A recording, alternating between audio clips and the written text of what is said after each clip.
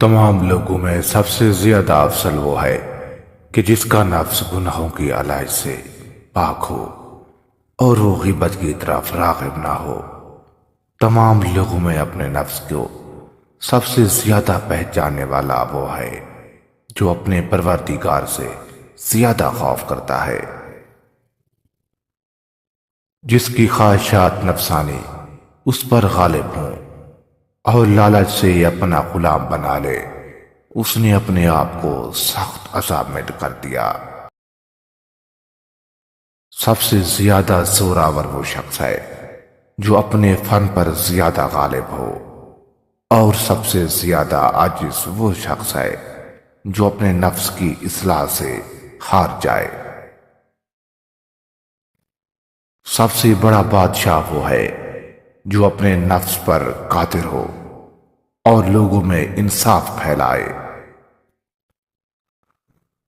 تیری اطاعت کا سب سے زیادہ مستحق وہ ہے جو تجھے تقوی اور پرہیزگاری اختیار کرنے، نفس کی درستی کے لیے سب سے بڑی مدد دینے والی قناعت ہے۔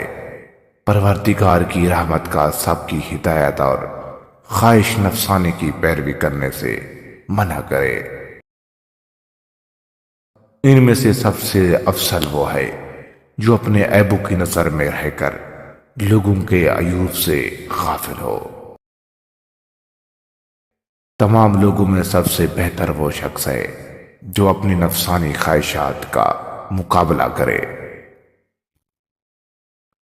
زمانے کا سب سے زیادہ واقف وہ شخص ہے جو اس کی حوادثات پر تعجب نہ کرے، اور سب سے زیادہ بخیل وہ ہے جو اپنا مال اپنے نفس پر صرف نہ کرے اور وارثوں کے لیے چھوڑ جائے۔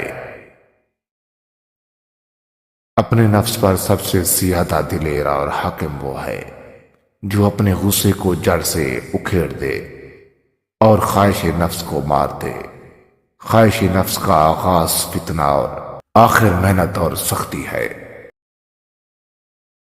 تعجب ہے مجھے اس شخص کی نسبت جو ایسی باتیں بیان کرتا ہے کہ اگر وہ اس کی جانب سے بیان کی جائیں تو اسے نقصان پہنچائیں، اگر اس کی جانب سے بیان نہ کی جائیں تو کچھ نفع نہ دیں۔ تعجب ہے اس کی حالت پر جو اپنے سے اعلیٰ لوگوں کے فضل و کرم کی امید رکھتا ہے، پھر اپنے امتوں کو اپنے فضل سے کیوں محروم رکھتا ہے۔ اپنے بچوں کو نماز سکھاؤ اور جب بالغ ہو تو اس پر اس کو تنبیہ کرو اور ڈانٹ پلاؤ۔ بہت سی نظریں مضر ہیں کہ ان کی نسبت آنکھوں سے اندھا ہو جانا بہتر ہے۔ جب دل خالی کمزور ہو تو بدن کی موٹائی اور لمبائی کسی کام نہیں آتی، اور جب مقررہ وقت آئے گا تو ان کی روحیں قبض ہو جائیں گی، اور ایک دوسرے سے نفرت کرنے کے راستے سے ایک طرف ہو جاؤ، اور ایک دوسرے پر فخر اور بڑائی کرنے کے تاج سر پر سے اتار دو۔ اہل فضل اور اصحاب کمال سے میل جول رکھو تاکہ سعادت و بزرگی حاصل ہو۔ نزدیکی رشتہ داروں کی عداوت بچھو کے ڈسنے سے زیادہ تکلیف پہنچاتی ہے۔